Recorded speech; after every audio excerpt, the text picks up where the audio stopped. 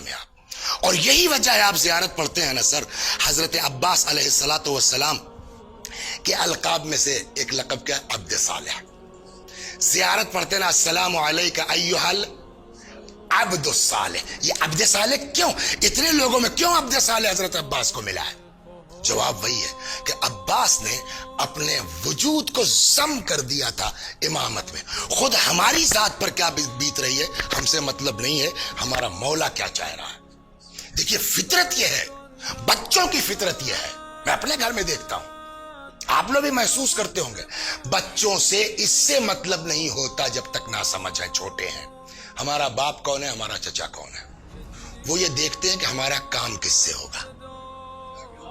ये बच्चों का मिजाज है। उसको अगर एक कापी भी लेना है और उसको ये पता है कि मेरा बाप 50 तरह का सवाल करेगा, चचा से बात करेगा, अंकल कापी, और तुम्हारा बाप वो है, कहा हमको पता है कि काम इनसे आसानी से होगा, है ना। करबला में ये जो बच्चे थे, आज 1400 बरस के बाद, है ना, 1382 साल हो रहे हैं करबला को, नियर अबाउट। इतने दिनों के बावजूद हमको ये पता है कि पूरी करबला में इमाम को छोड़ करके, इमाम का तो किसी मुकाम, हजरत अब्बास अलैहिस्सलाम से बहादुर कोई आदमी नहीं था, है ना। तो बच्चों को अगर उम्मीद होगी किसी से प्यास बुझने की, तो वो किससे होगी? ये बात काबिल गौर है या नहीं? तो वो किससे होगी? जवाब अब्बास से। अब जब अब्बास से तवक्को है तो ये खाली कूजे प्याले लेके बच्चे कहां जाएंगे? अब्बास के पास ना। और अब आप तारीख पढ़िए, अब्बास कब गए हैं मैदान में पानी लेने के लिए?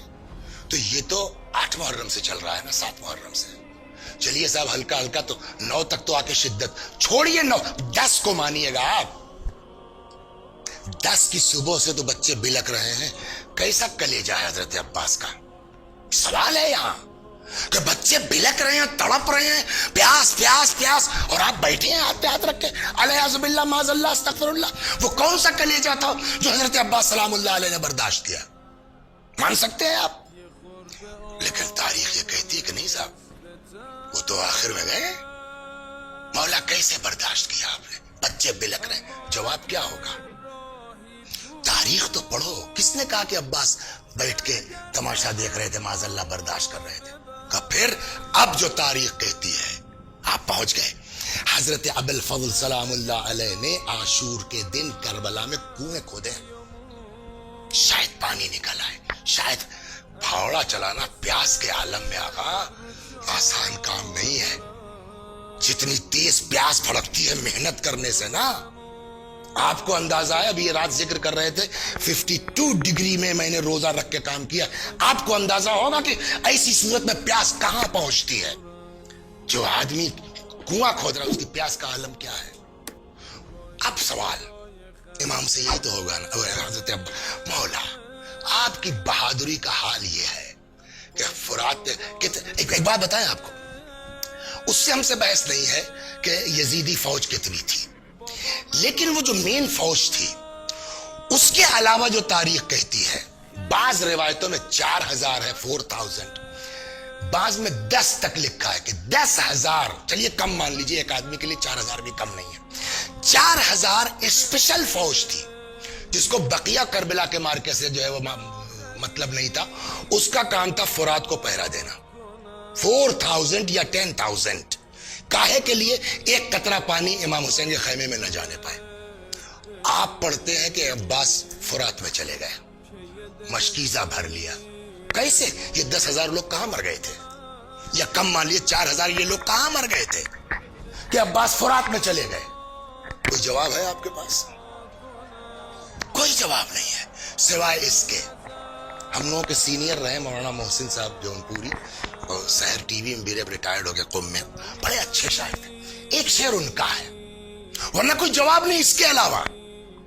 वो फरमाते हैं कि ये घाट छोड़ दो, बस जान लेके भाग चलो।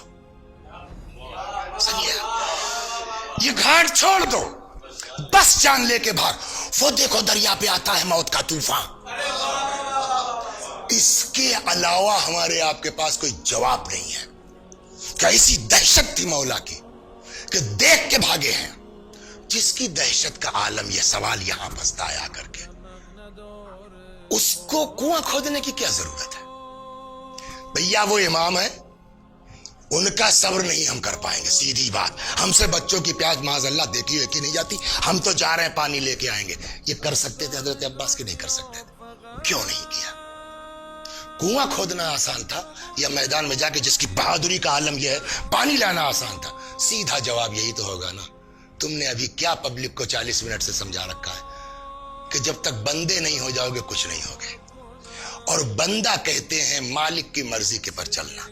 آج مالک کی مرضی کا وسیلہ اور ذریعہ حسین ہے، میں کچھ کر لے جاؤں، حسین کی مرضی کے خلاف ایک قدم چلے گا ابدیت سے خارج ہو جاؤں گا، لہذا سب برداشت کیا۔ اسی لیے جو آپ زیارت میں فقرہ پڑھتے ہیں جو کسی شہید کے لیے نہیں ہے، السلام علیکہ ایھا العبد الصالح، اللہ اکبر، بچے بلکتے رہے، آخر کار وہ بھی کوئی آئے، بس 5-7 منٹ مصائب کے اور ختم، آئے آقا۔ اب یہ دل اس سینے میں بڑی تنگی کر رہا ہے۔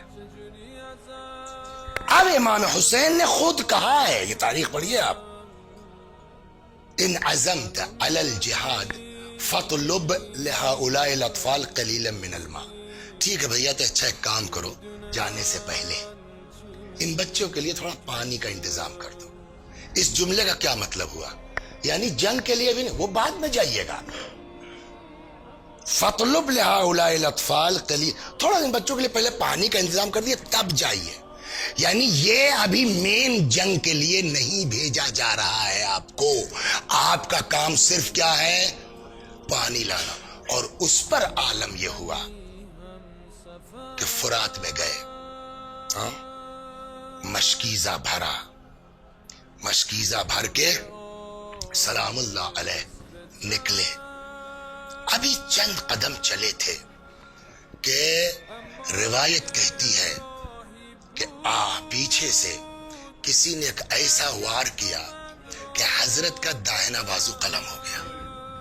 اس میں ہوں گے افراد کہ جو شاعر بھی ہیں، اگر آپ کی انگلی کٹ جائے اور کوئی لا کے مصرع دے دے کہ صاحب فلاں جگہ شب بیداری ہے، یہ مصرع شعر کہیے، شاعر بیچارہ بعد میں کہے گا آپ جو رفقا ہیں، ارے یار دیکھ رہے بیچارے کی انگلی کٹی ہے، ٹی سے اٹھے، شعر کیا کہے گا، ہے نا؟ ایک انگلی کٹ جائے تو یہ ہے جس کا بازو قلم ہو گیا۔ بولیے، اس کو درد نہیں ہے، اس کو تکلیف نہیں ہے، اس کو تیس نہیں اٹھ رہی ہے جس کا بازو قلم ہو گیا ہے نا؟ لیکن کمال یہ ہے، ادھر داہنا بازو قلم ہوا، ادھر عباس نے امام کی شان میں شعر کہنا شروع کیا، اور شعر ایسا ہے کہ کوئی بھی سننے والا یہ کہہ سکتا ہے ایکسٹمپور ہے۔ بازو کٹنے کے بعد شعر کہا، یہ پہلے کا نہیں ہے۔ دیکھ شعر بتا رہا ہے کیا ہے، ادھر داہنا بازو قلم ہوا، فرماتے ہیں واللہ ان قطعتم یمینی انی احامی ابدا عن دینی، اگر تم نے ہمارا داہنا بازو قلم کر لیا، اس کا کیا مطلب ہوا؟ قلم دھونے کے بعد شعر کہا جا رہا ہے نا، یہ کتنی بڑی چیز ہے واقعی نظر آدمی۔ واللہ ان قطعتم یمینی انی احامی ابدا عن دینی وعن امام صادق الیقینی نجل النبی الطاہر الامینی، خدا کی قسم اگر تم نے داہنا بازو قلم کر لیا ہے، میں اپنے امام کی حمایت کرتا رہوں گا، میں اس امام کی حمایت کرتا رہوں گا جس پر میرا سچا عقیدہ اور یقین ہے، جو اس نبی کی نسل میں ہے، جو طاہر ہے اور امین ہے۔ شعر پڑھتے جا رہے ہیں امام کی شان میں، بڑھتے جا رہے ہیں کہ اتنے میں کسی ملعون نے وار کیا، حضرت کا بایاں بازو قلم ہو گیا۔ پھر ویسے ہی شعر شروع کیا، یا نفس لا تخشی من الکفار، بڑھتے جا رہے ہیں۔ ایک مقصد تھا صرف حضرت کا، نہ ان کو اپنے بازو کا احساس ہے، نہ درد کا احساس، نہ تکلیف کا۔ کسی صورت سے امام نے کہا ہے بچوں کے لیے پانی لا دو، سب بھول چکے ہیں، ہم کو تیر پڑ رہا ہے، بدن چھللی ہو رہا ہے، ہم کو کوئی مطلب نہیں اس سے، ایک مقصد ہے پانی پہنچ جائے۔ اس چیز کو دشمن نے بھانپ لیا، پانی تو نہیں پہنچنا چاہیے۔ اب کیا کیا ان لوگوں نے؟ مشکیزوں کو نشانہ بنانا شروع کیا. پانی نہیں رہے گا، جا کے کیا کریں گے؟ اور چلتے چلتے ایک ایسا تیر آیا، مشکیزے میں لگا، عباس کی آس ٹوٹ گئی. اب جا کے کیا کرو گے؟ وہ ذات، یعنی واقعی اس کو کہتے ہیں نا، وہ شخصیت جو کتنی تیزی کے ساتھ جا رہے تھے خیمے کی طرف، جیسے یہ ہوا کہ پانی تو نہیں ہے، جا کے کیا کرو گے؟ واپس ہو گئے فرات کی طرف. تھوڑا سا بڑھے تھے. یہاں پر میں 2 مصائب پڑھتا ہوں جو حضرت نے خواہش کی ہے 2 منٹ میں، اور آپ کی زحمت تمام کرتا ہوں. زمین پر آ گئے، آواز دیا، اخا ادرک اخا. امام حسین علیہ السلام کے کان میں حضرت عباس کی جو آواز پہنچی، آ گئے، بیٹھ گئے.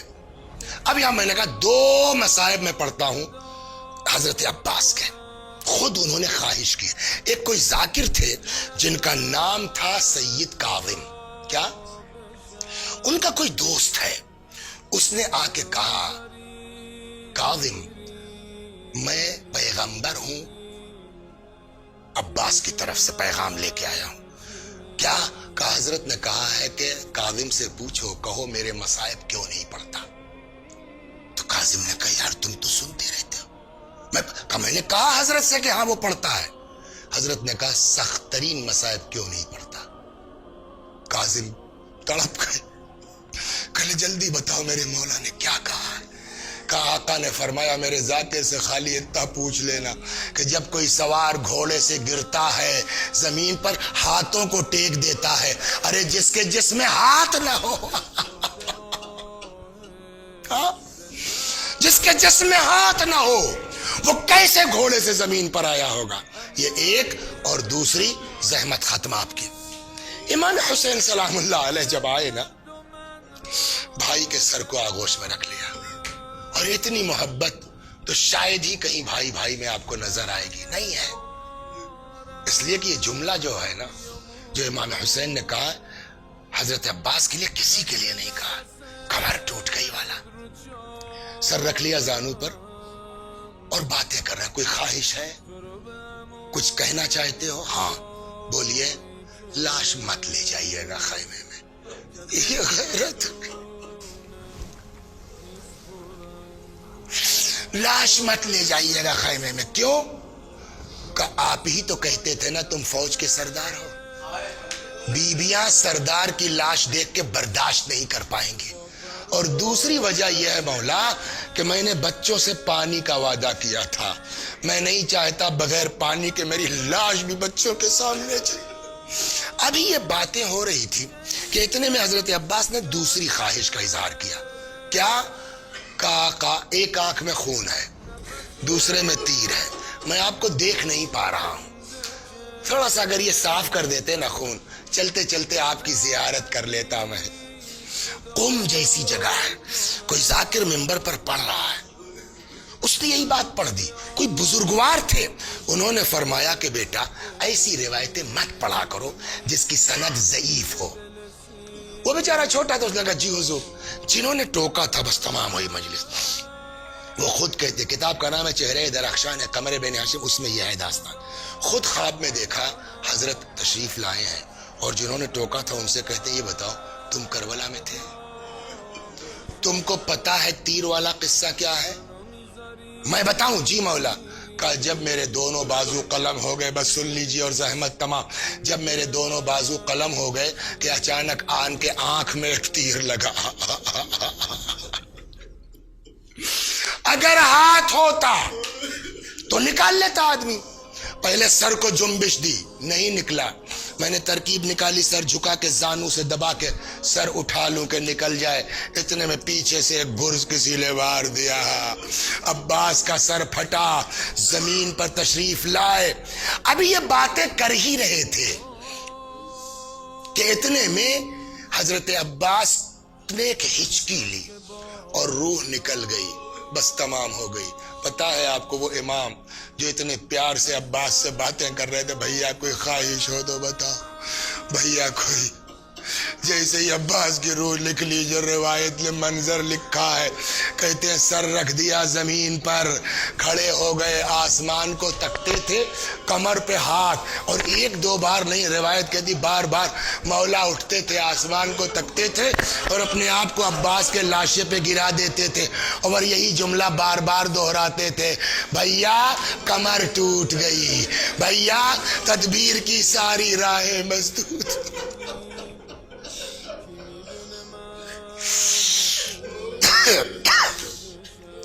وَسَيَعْلَمُ الَّذِينَ ظَلَمُوا أَيَّ مُنْقَلَبٍ يَنْقَلِبُونَ إِنَّا لِلَّهِ وَإِنَّا إِلَيْهِ رَاجِعُونَ۔ خدا ہماری اس عزا کو قبول فرما، مزید عزائے اہل بیت کی توفیق کرامت فرما، جب تک زندہ ہیں در اہل بیت سے وابستہ رکھ، مرنے کے بعد جوار معصومین میں جگہ کرامت فرما۔ ہمارے مولا، ہمارے آقا، ہمارے مالک، ہمارے صاحب، ہمارے سید و سردار امام زمانہ کو ہم سے راضی اور خوشنود فرما، حضرت کے ظہور میں تعجیل فرما، ہمیں آقا کے غلاموں میں شمار فرما۔ وآخر دعوانا ان الحمدللہ